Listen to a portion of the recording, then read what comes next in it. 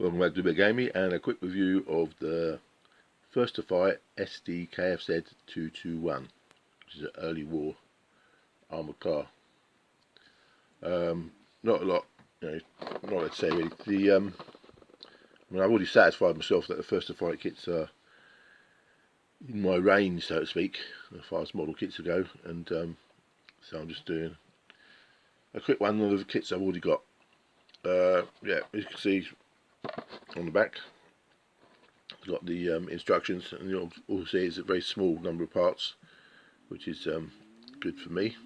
So you've got like the bottom hull, 5 wheels, and some other part on the front, and that's mostly that. And then you've got 4, I don't know what you call them, these kind of wheel hub things that go over the wheels.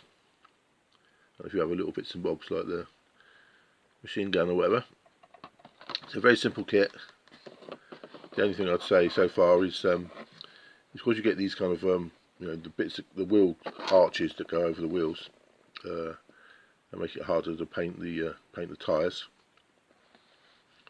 You do the bottom half first, put the wheels on before you do those wheel arches, and then give it a paint, put the primer on, and paint the tyres before you put the wheel arches on. That's about it. And then don't worry about the top half. So yeah, very simple, very nice. Well, I don't know if it's very nice. It's very simple, and it's yeah, no complaints for the early war infantry division armoured car platoon. That's about it really. Okie doke. Part 2 of the First to Fight Sdkfz 221 review. So like I was saying, it's you got the wheel arches, which make it harder to paint the wheels. So you do that first, do the undercoat, and paint the tyres on the wheels, and then add the wheel arches after. Blah blah blah, dinky little thing. The top part has got a couple of little fixtures that go in, studs up here. So that's, there's only one way that's going to go, which is nice. And then there's a few other little bits, but that's the only kind of real issue that I've found. Is make sure to paint the tyres before we put the wheel arches on. There you go. Sdkfz 221. A quick point on the previous one, which showed the wheel arches glued to the bottom half of the hull, which was a mistake. I don't know why I did that. Just being dumb. There's a groove for the 2 wheel arches and the rear on the bottom half of the hull, and there's grooves for those front wheel arches on the top half of the hull, which I didn't notice. So in the previous one, you might have seen that the angle of this was like completely wrong. It should be flat up against the front surface of the hull. So anyway, so that was a mistake, which just got fixed later on. The last part of the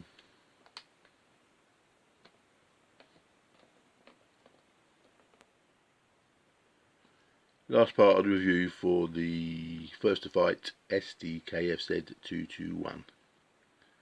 I've already convinced myself that the First to Fight are within my range of talent, more or less, or lack of talent. So I'm just doing these as just to clear the decks of the kits I already bought. So yeah, that's the end result.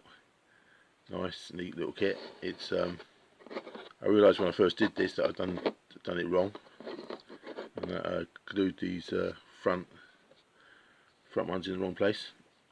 So I'll just take them off now and do it again. Yeah, what are the problems with it? There's not really any problems. There's a figure in there, a crew figure, which is basically lost inside, sitting on the. There's a chair next to the machine gun post, and if you sit the figure down on there, then it's obviously goes and gets invisible. But you could stick it, put the figure on the standing on the chair and sticking out the front. That's That would probably work. I haven't done that. The turret doesn't turn round. It might do. It might be designed to turn round, but it wasn't. It didn't seem particularly sturdy to me, so I just glued it. But yeah, again, that's probably just a me thing. And the third thing was the wheel arches.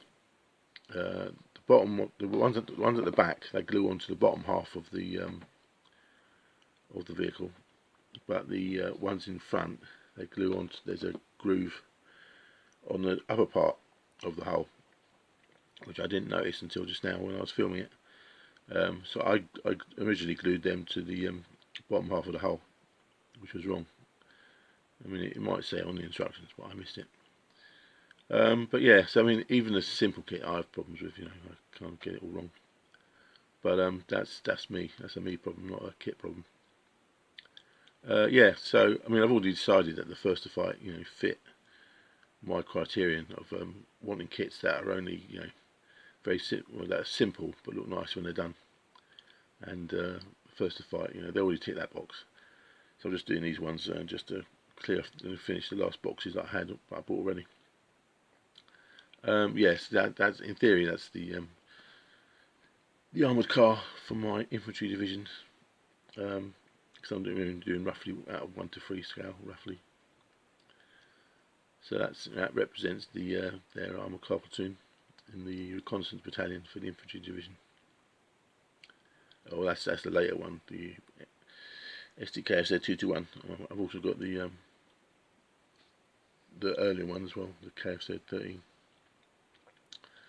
Anything to say?